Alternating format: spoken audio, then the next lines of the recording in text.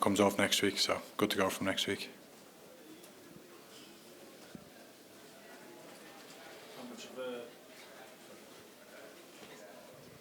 How much of a relief is it to be available? And obviously it's never great to have a bit of a concern, is it? But you must be delighted that you're back in time and good to go, ready to go.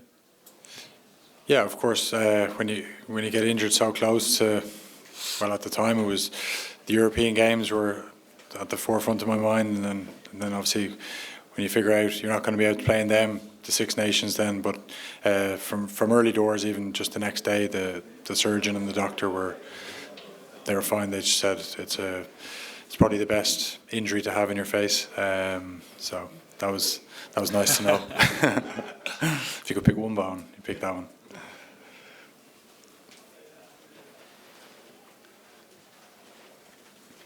Yeah, hi, can I ask you both really, the focus in the short term is the Six Nations, but this is a World Cup year.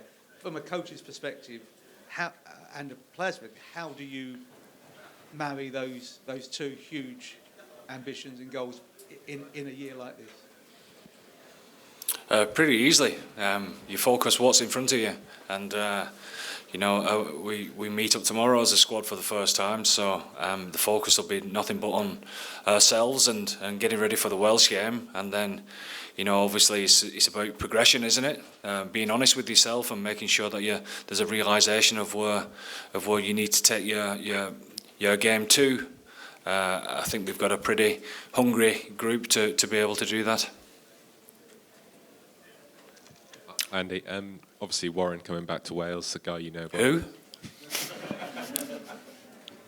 Does he make them a very different beast immediately, or what's your take on that? Well, obviously, all the hype is certainly warranted, pardon the pun, but he's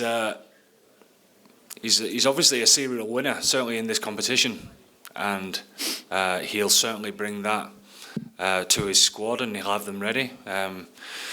Cardiff's always been a difficult hunting ground for us, and rightly so. It's one of the hardest places in world rugby to go to, so it really doesn't matter who's in charge or what type of team they put out there. We all know what playing at home means to the Welsh, so therefore it's a massive task for us first up, but we pride ourselves to try and get up to speed as soon as we possibly can and be at our best when it matters. So hopefully the occasion, the game will bring the best out in us.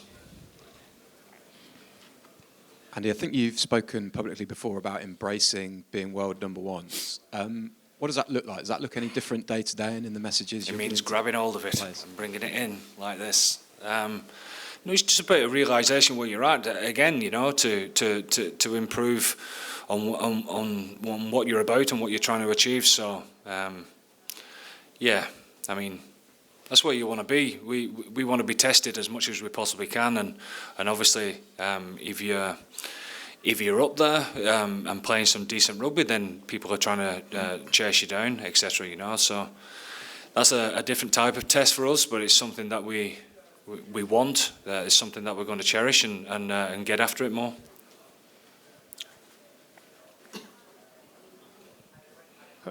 Hello, one question for Johnny. Johnny, could you talk about Josh van der Fleer as a player and as a guy? Could you describe what kind of guy and player it is?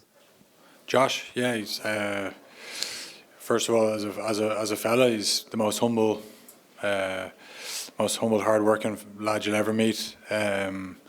He's obviously taken his game to a level, obviously voted player of the year, and he's been outstanding for us, and he has showed no signs of letting up. He started the year really well, and we're gonna need him in this campaign.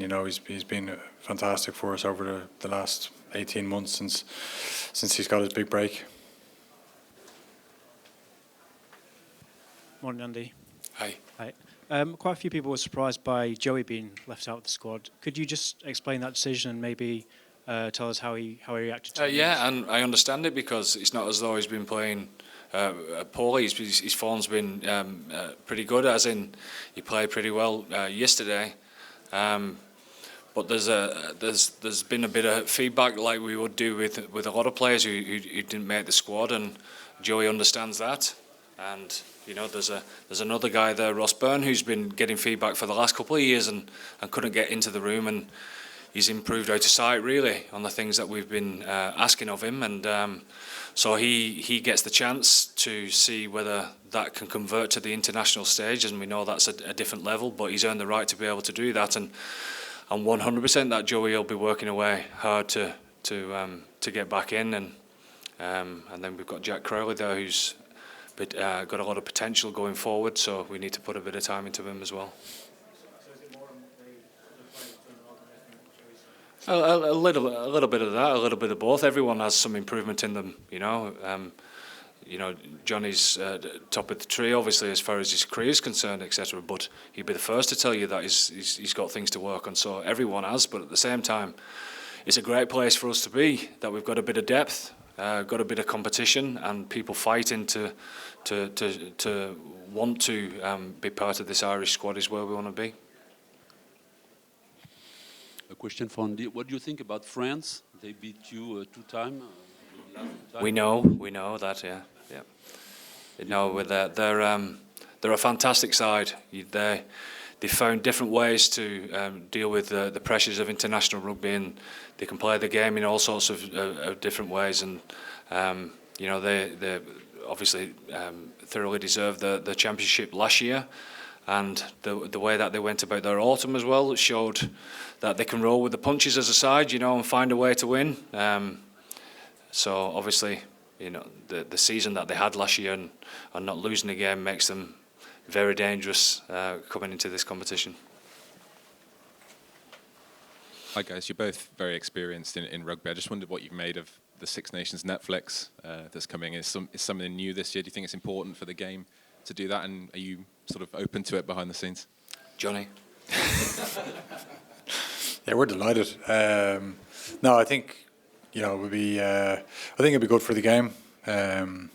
Give people an insight into what it's like, you know, in our environment. I think you get a lot of that anyway with, you know, the social media guys that follow us around, and but it'd be good for the, I suppose, global audience, and hopefully it'll bring some more fans, some more revenues, some more sponsorship, all those type of things. So it'd be good for the game.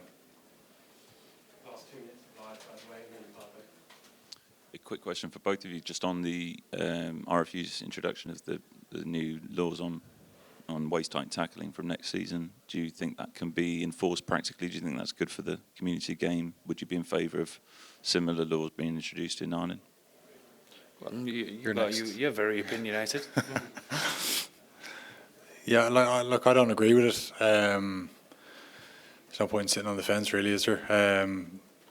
I just think that you've got tall people that play the game. It should be their decision to how they tackle. Of course, we need to get the headshots out of the game.